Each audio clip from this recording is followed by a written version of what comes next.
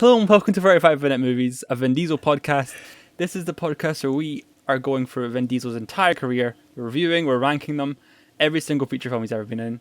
I'm Cameron, and as always I'm joined by Vin Diesel's number one fan, Awais. How's it going?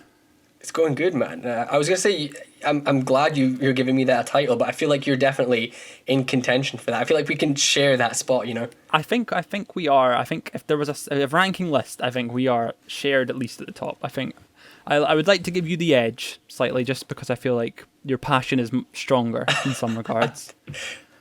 But have you played the video games? That's what I want to know. Have you played Vin Diesel's Wheelman? So no, I haven't. See, this is the thing, and I know you have. So you've played some of the video games. So I've been playing. So it kind of ties into what we're talking about this week. I've been looking at the Chronicles of Riddick games, trying to prepare them to stream them. I think by the time this goes out, I will have already streamed some of them. So yeah, that's what my plans are doing. I'm also planning a trip down to CEX to pick up Wheelman on the Xbox 360 for £1. yes. It's his Fast and Furious rip-off game, and I'm looking very much, just looking forward to playing that. Good week this week, I have to say. I say that every week, but it's a week of, we're gonna have some passionate conversations about these films. I think we're gonna be. I think so. I think we're also gonna have some disagreements this week. Oh, wow. Maybe. It'd be nice to see a little bit of finally diverge from the path, because we seem to be pretty much level on the quality of the films, but maybe it'll just take a little bit off the beaten track. Maybe we'll have to talk about some things.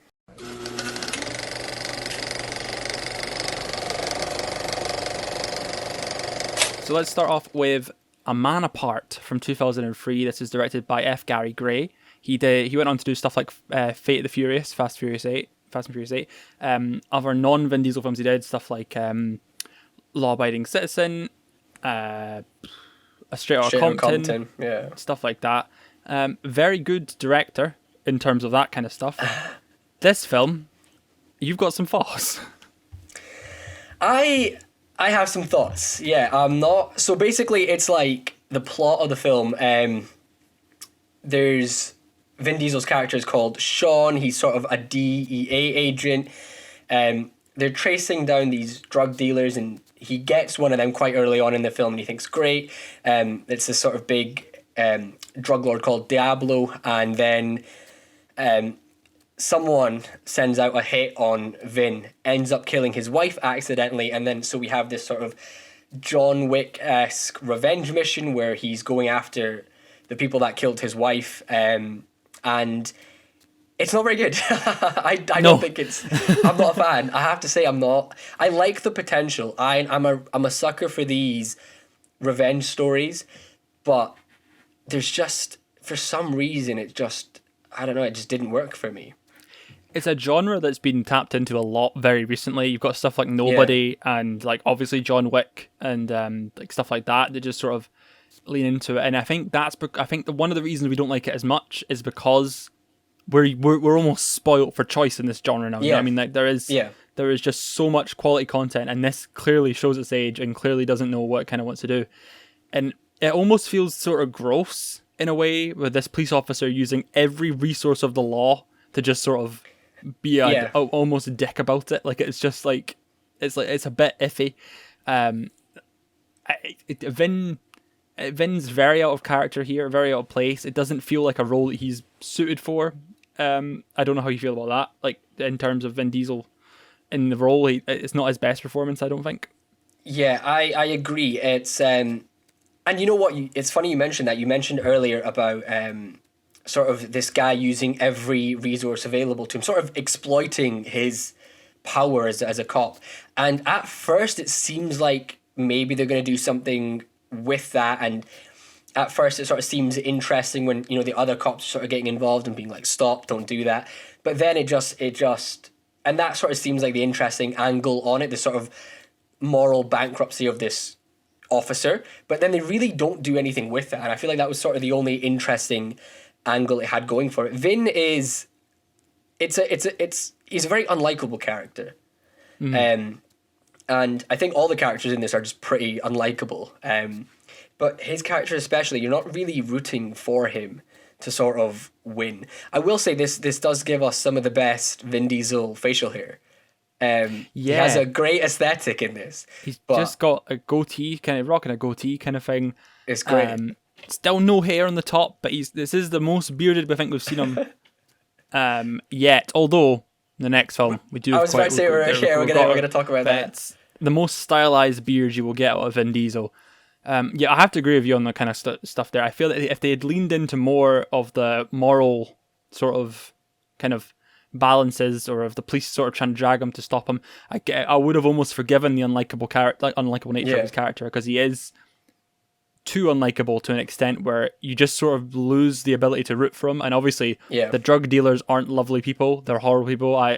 You just sort of like, there's no one to sort of cling on to, I guess. I mean, you don't have to cling on to everyone in every film, but it just seemed like a film where you needed something to sort of like go, well, yeah, there's, well, maybe not even that, maybe more just something like another element to it, because you have, like you said, you have the people going, don't do that, Vin, but then they don't do anything else other than that. There's no layers to it. There's no like, oh well, I can see why he's doing it, and we've got people trying to stop him, but it just lacks the layers. It's literally just police officer does everything in his power to stop to take these people down. He kills loads of people in the process, but then doesn't kill the person he sets out to get revenge on.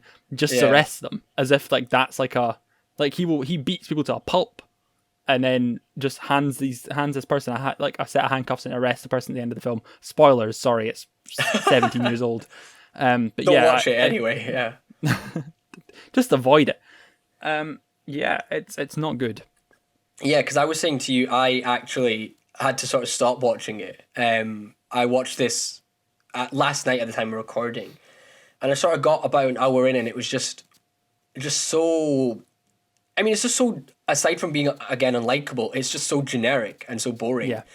And so I just sort of got to the point where I was just so bored. It was so soulless, and so I just had to sort of stop, take a break, do something else, and come back and finish it. I will say, I will give it sort of credit where it's due. Some of the action sequences are entertaining, and for a while I kind of enjoy seeing like Vin go after some of these people.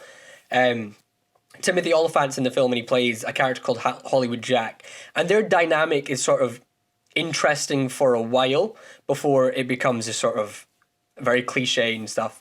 And I think F. Gary Gray has always, it seems, had that sort of good handle on directing action sequences.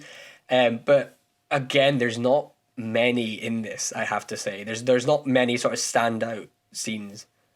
It's disappointing, especially from F. Gary Gray, who has made such great like action flicks and just straight up normal drama flicks like Sherlock Holmes, and that was really well made. There was potential for this film to be great.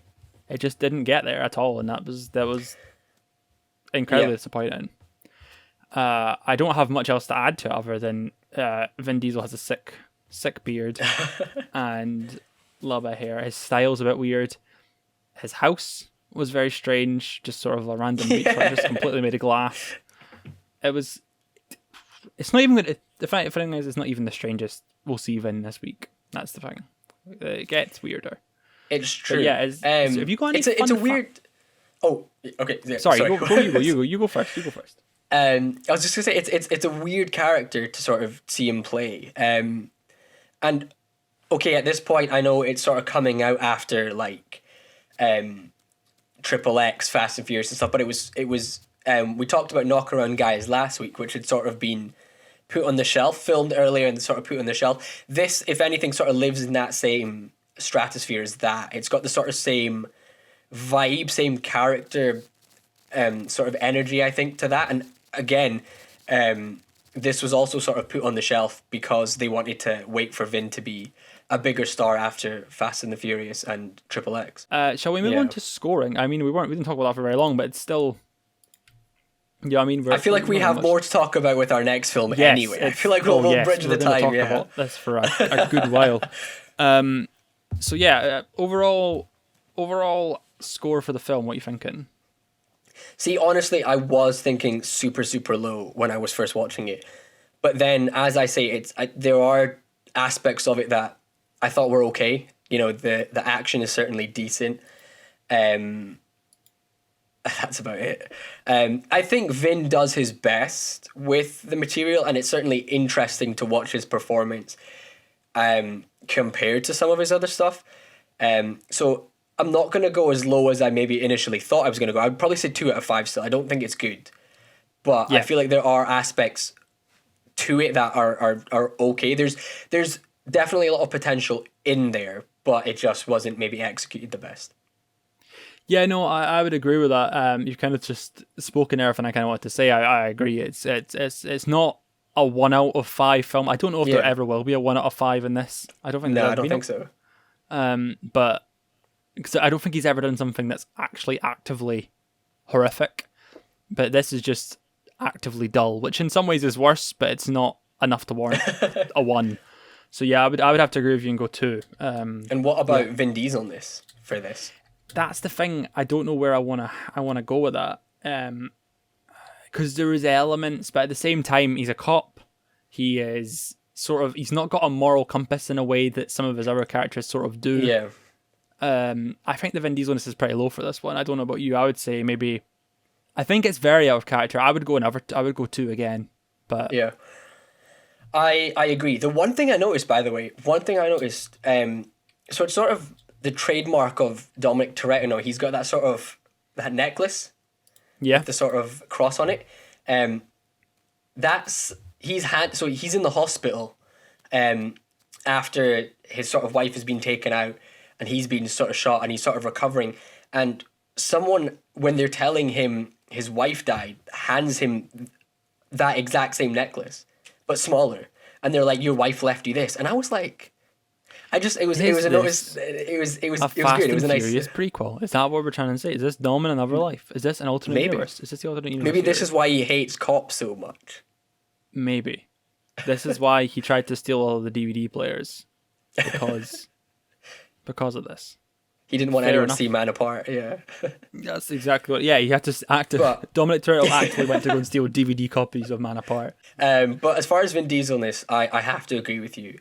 There are shades of that character, but I think he's just so unlikable that I'm going to go 1. You're going to go 1? I'm going to go 1. I just hated the character. Jeez, and Vin, considering the fact that Vin is usually, I mean, we've talked about some of his sort of, smaller presence in films before. He's the kind of guy that can steal an entire movie. Like, he can steal Saving Private Ryan with just like a handful of scenes. Yeah. And he's so charismatic that sort of, you could have the dullest character and he could still bring something to it. But this character, it was so unlikable. This whole movie was just, I'm going to have to... And again, I wouldn't even say the performances save it. So, 1 out of... Sorry, but 1 out of 5 for Vin. That's a fair point. You've almost convinced me to change. I won't change it now, because I've already said it, and we'll stick with our guns in this show. But, it's... I agree. I would agree with you. I was so unlikable that almost it is just completely out of character. That is a 1 out of 5 from you there. That makes it the lowest scoring overall with a 7 out of 20. It's at the bottom of the leaderboard now. And I think well deserved at the bottom of the leaderboard.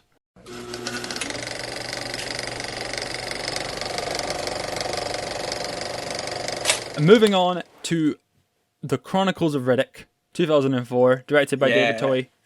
It is one of the craziest... do you know what? I watched this film, and it's like one of the ones where you just sort of have to go along for the ride. I hope you have a plot synopsis in front of you, because it was crazy. It was crazy stuff. Could you tell me what happens in the Chronicles of Riddick? Because Jesus Christ, I have not got a clue. Yeah. So Vin Diesel sort of reprises his role from Pitch Black as Richard Bruno Riddick, and and he basically arrives on a planet called Helion Prime. There's a 1.5 million bounty on his head, but basically, and so he's trying to get the start of the film sees him trying to get rid of this bounty, but when he sort of arrives at this planet, he finds himself up against an invading empire called the Necromongers, and basically their plan is to convert or kill all the humans in the universe. And so obviously Riddick is brought in to sort of save them all, save humankind from the necromongers. It's crazy, man. It's mental. And one of the things that stood out to me the most, even from the very, very beginning, was the sheer jump in budget. Like, you're talking pitch black shoestring compared to this. This was $105 million in 2004, which is a lot of money by today's standards. This is the money is on the screen even in the first 5 minutes. I turned it on and was like, holy shit, they have just gone all out. Like, the first 10 minutes of this movie is just exposition from Judi Dench telling us all about the necromongers and all that, and all about why they want to kill all the people. And Jesus Christ, the green screen, the visual CGI's just, you throw the money at the screen, you can see it. But you know what? It's very good for sort of early 2000s standard. Oh, it's great. It's great. Like, it's great CGI. great. Yeah. I have to agree with you there. They get their money's worth, that's for sure. There's a lot of that kind of stuff. And I feel like this kind of, it's not a sci-fi film, obviously. It's like a fantasy in space. It is just like, it's like almost, we were talking about this before we started hit record. It was just Lord of the Rings, but make it with spaceships. It is something like Jordy has this thing where it's like, if it's not science fiction, if you can make it to change planets to kingdoms, it is just fantasy in space. And it really was just kingdoms. It was just like it was just crazy kind of stuff. It has the lore and world. That's what I love. You don't get films like this anymore. You don't get films with this much lore, this much expansive sort of like open-ended sort of worlds. You feel like you just there could be so many, and that's what I really wish you'd just sort of like keep making like little TV shows and stuff. And I think they are trying to like get those off the ground, but it just feels so lived in. It feels so endless and expansive, and it feels like it's such a step up from Pitch Black, which I know we both didn't really enjoy. This film for me was a major step up, and I had a great time. I loved it. I really did. I didn't expect to, but it just sort of hit the nail on the head for the kind of film I wanted to see, and I didn't realize it existed until now, and I'm really glad I found the Chronicles of Riddick. I'm loving the passion. Yeah, I agree. It's surprising because you wouldn't expect this to be the sequel to Pitch Black. No. Like, Pitch Black is this sort of very contained alien hybrid horror film, with this sort of creepy anti-hero at the sort of center of it all. And now we've got this big, massive, like, space opera where like, it's huge, and there's, so I mean, the fantasy of it's crazy, and I love that aspect of it. Like, I think it's such a weird comparison to Pitch Black though, because there's no sort of elements of this kind of work. Because I think we talked about it in our sort of Pitch Black review. We sort of had an idea of where this franchise was going roughly, so to sort of see the lack of world building in Pitch Black compared to this, like, they're almost two separate franchises. But I think that's so okay because it's so much fun. Like, they have so many great concepts and ideas here. And you compared it to Lord of the Rings. I compared it to John Carter, which, for those that don't know, was a sort of fantasy sci-fi type thing that Disney wanted to launch, like an original new space fantasy, and it flopped massively. But it sort of reminded me of that in the sense that there's so much originality to this world. There's so many great concepts and ideas, and they utilize them in such a fascinating way. Also, he's Riddick himself is such a fascinating character. In this world, and I think they do so much with that. And as far as what this film does with that character, I think it achieves so much more than Pitch Black. Yeah, no, I totally agree. I would almost like to go back and watch Pitch Black. I know I only watched like a book, but I'd almost like to go back and just sort of do a quick comparison. Just because I almost like there is nothing really hinted at apart from sort of some of the prisons and stuff, and Riddick's been about a bit. There's not a lot of like this sort of like, Helion Prime. There's no necromongers, Fury none of that and stuff. Yeah. There's nothing like that in it, and Riddick is just a fascinating character. We should talk about Riddick for a bit because he is. Yeah. He is a star and a half, you know what I mean? Unlike like anti-hero kind of like to the max. He is just so cool. He he's just the biggest crime lord on the entire planet, but he's just the coolest. Honestly, I don't know how you feel about Riddick, but oh my god. No, I like him. I like that. I like what they did with they really, again, talking about sort of seeing the money on the screen, they really sort of amped up his visual, I feel, and like his eyes, they're more distinct this time around. Also, we were talking about facial hair earlier. At the start of this movie, Riddick has like the best aesthetic. He's got like a massive shaggy beard, hair up to here. It's so cool. It's such a great aesthetic. Yeah, this is probably the longest I've ever seen Vin Diesel's hair. That's for sure. It's just stupidly long, but great, so great. You know. And I'm now announcing the sub podcast, which is 35 Vinute Movies hair, where we talk about his hair in every movie. Well, that's what this launched. This all launched off of a joke about Vin Diesel with hair. Remember, I showed you the picture of Vin Diesel with hair, and that's where our obsession came from. If you go back, I might link the video, time.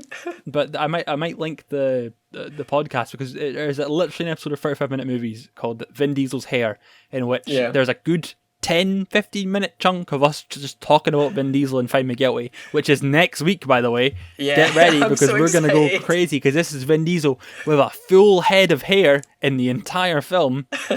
Of the fight sequences in this, like, the action is so unique. It's so, like, David Howie has such an eye for action here. And he just it's so bombastic, but he captures it in such a way that's so entertaining. Like, my favorite one is actually early on, when he sort of, I mean, it's like the guys who are sort of on their way to catch Riddick, and you sort of see flashes of Riddick. This is your sort of first introduction to him in the movie. And like, you have this sort of built up, like, he's picking them off one at a time, and, you know, they're talking about how, like, mysterious and ominous he is. And I think he's so badass. He's such a cool character. Yeah, and the thing you're talking about there about David Howie's direction, it has really progressed from Pitch Black, where we sort of had complaints about the facts about how over the top and in your face some of the color grading was, some of the choices he made in shots, some of like just in general filmmaking techniques he used. He's really sort of grown up in this, and he really knows the kind of area he wants to kind of hone in on, and he really has just sort of like space fantasy kind of like Sunday morning cartoon level of just sort of like, this is just really fucking cool, but also sort of like just incredible amounts of lore.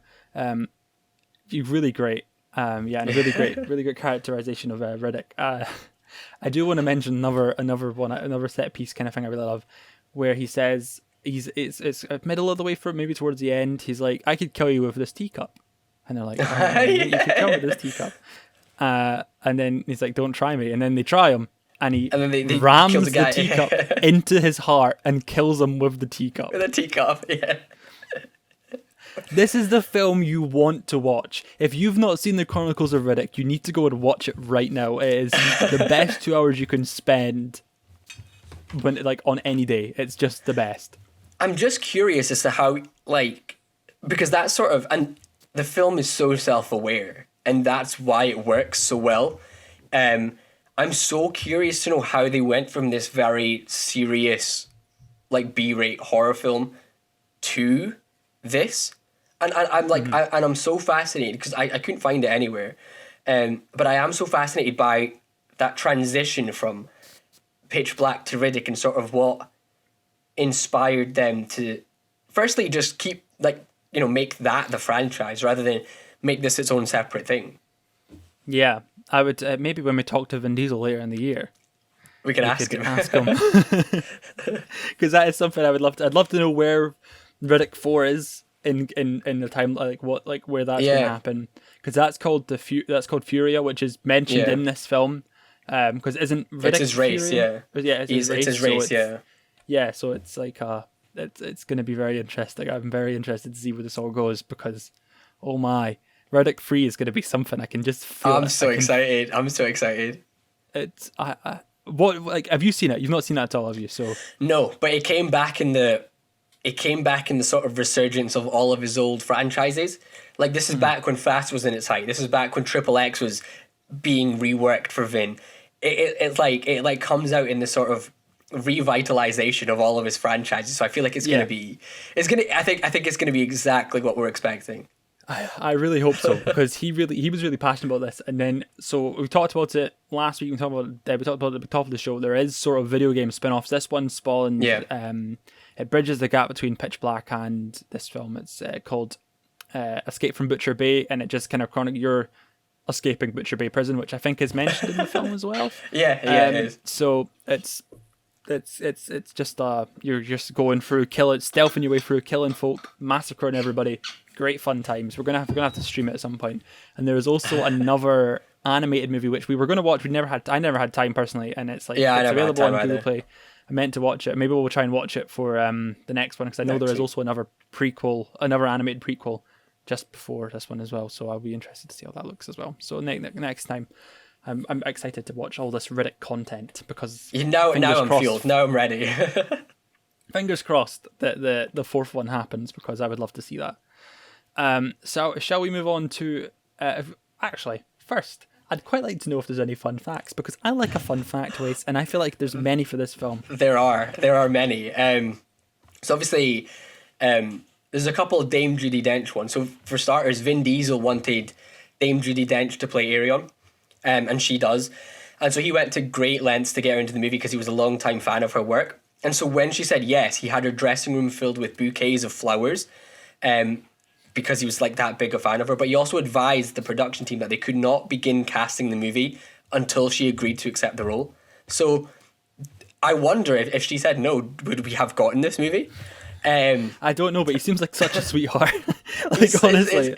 It's so cute. And also in her autobiography, and furthermore, Dame Judi Dench said that she never understood what was going on in the movie while she was making it, but she enjoyed the experience, and she thought the sets of it were pretty cool. Okay, let's score this up. Let's see what's happening. What are you thinking in terms of a score? I like this a lot. I think it's a lot of fun, great visuals, sort of a good spectacle. It is a bit of a mess, I think. It does just sort of drop you in and be like, here you go, enjoy. There's so much going on that it sort of took me a while to sort of find my bearings with it. So in that sense, I would probably go 3 out of 5, but like it's like a 3 out of 5 that I thoroughly enjoyed watching. It's just a good sort of popcorn flick. It's so much fun. That's totally fair. I would go for a 4. Mainly just for reasons that I kind of explained earlier, where it sort of just was the kind of film I wanted to watch. You know what I mean? And It might have just been because of the time. It was just the sort of like, I wanted some. It's been. You don't make, like I said, they don't make films like this anymore. It's just sort of like, holy hell, you don't get stuff like this. It's just crazy, epic, well-made fun, and just a step up from Pitch Black in every way. It's such a ride. Just a ride, basically. So yeah, that's my 4 out of 5. What about Vin Diesel-ness? Yeah, right. So that's a tough one. A tough one, yeah. 2. No, 3. I think I'll go 3. Oh, interesting. How come? I think I'm going to go right in the middle. I think I'll go like 3. I can't go 2.5, so I'll just go 3. Because I feel like there is enough there that's sort of like anti-hero, still loves his... He's not as bad as he was. He's not as actively terrible of a human being as he was in Pitch Black. So, yeah, I would say 3. I would probably say the same. I think it's such a fascinating character. And he is sort of Vin Diesel in the sense that he's this bad guy with a heart of gold. But like, yeah, I think it sets up for an interesting third film and character in that film. I feel like we've got the makings for this to be higher in the sort of echelons of Vin Diesel-ness. But yeah, I probably agree with that. 3 out of 5 for Riddick in Chronicles of Riddick. Yeah, I think Riddick 3 might be a step up in terms of Vin Diesel-ness, because he will be sort of contractually obliged to give a certain look at that point where it came out. Yeah. So it'll be very interesting to see where it goes.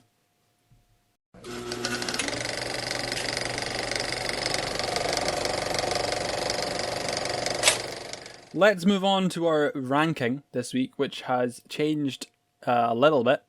Not too much, but it has changed a little bit. A little decision to make as well. Oh no! Because we have 2 films that are now the same score. so we get to make a little decision. I don't like these decisions. It's in my opinion, it's not difficult, but we'll see. Okay. See how you feel. Okay, so Strays is still at number 1. Vin Diesel's first movie, sticking there, alongside Saving Private Ryan at number 2. The Fast and the Furious is number 3. Triple X number 4. Boiler Room number 5 with 13 out of 20. Chronicles of Riddick 13 out of 20. So Chronicles of Riddick and Boiler Room are the same rating. Which one is better? No. I personally would say the Chronicles of Riddick is better. Is the better movie? I think Boiler Room. Wow. But so this is the interesting thing though. How do we want to? Because I guess the overall vibe of the list is just general Vin Diesel-ness, isn't it? That's why we're sort of comparing the two. Well, that's the thing. It seems to me that we have. I can't remember how we did it. If we did Vin Diesel-ness first at the time.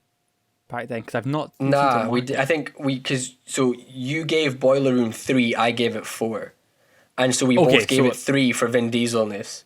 So it was literally Chronicles of Riddick, but flipped for our actual scores. Yes. In which case, if we're sort of looking at this as an overall Vin Diesel list, Chronicles of Riddick deserves to be above it, without a question. Okay. Yeah, well, if we gave... No, we did not give... So you gave it a 4 out of 5 for overall movie. Yeah, and I think you gave it 3. And we both so gave it 3. So you saying this is more of a Vin Diesel role than... Chronicles of Riddick is more of a Vin Diesel role than the Boiler Room. Yeah, I think just because of the fact that Riddick's one of Vin Diesel's most iconic characters. Yep. And I think if we're sort of looking at the overall sort of, because I know this list is sort of assessing quality and Vin Diesel-ness, but it's still, I think the sort of swaying factor should be the sort of iconicness as like a Vin Diesel role, because it's a Vin Diesel podcast. And I think in that sense, I love Boiler Room, but I think in that sense, Chronicles of Riddick definitely, without a doubt, I think is the superior character Vin Diesel in that sense. Yeah. I agree with you there. I would have said Chronicles of Riddick all day, every day over. Yeah. There you go. The thing is, I'm starting to feel a bit thingy about Triple X being above it, because I think it was just because Triple X is such a Vin Diesel movie, and that's what we sort of based it all on, was the fact that I said 5 out of 5 for Vin Diesel. So I made this issue anyway. I was the one who put this at the top. I don't know. I feel like Triple X, it is a sort of stamp in Vin Diesel's career. I think more so than Chronicles of Riddick. I think partly just because of the fact that Pitch Black is a sort of film that introduced us to Riddick, whereas Triple X introduced us to Xander Cage. So I don't know. And as you say, you gave it 5 out of 5 in Vin Diesel-ness. So in that sense, which one would you say is more Vin Diesel-y? Xander Cage or Triple Riddick? X. Xander Cage is much more Vin Diesel-y than Riddick. Richard Bruno Riddick is definitely. What a name! I love that we finally, because we talked about his name in Pitch Black, and we were like, Richard B. Riddick. Now we actually know what the B stands for, and it's Bruno. What? I don't even know where the Bruno would have come from, but that is something else. So yeah, going down the list, so Boiler Room now takes spot number 6 on the list. Chronicles of Riddick is at number 5. Iron Giant stays at number 7. Pitch Black at number 8. Knockaround Guys at number 9. And number 10, A Man Apart. So the bottom of the list, completely. And fair enough. Where it deserves to be, where it belongs to be there. And that's both the New Line 10 movies that were held at the bottom. They share the bottom spot. It's a recurring theme we're seeing here. Yeah. So that kind of wraps us all up. I think that's at the end of the show. Thank you very much for listening to 35 Vinute Movies. We'll be back next week for The Pacifier and Find Me Guilty. Vin Diesel's haircut's coming. I've been Cameron. You can find me on Twitter at KanzoOG, on ohifilms.com, and the other podcast I do, Four Eyes and the Giant. If you want to subscribe to that, it's also on YouTube. The link will be in the description as well.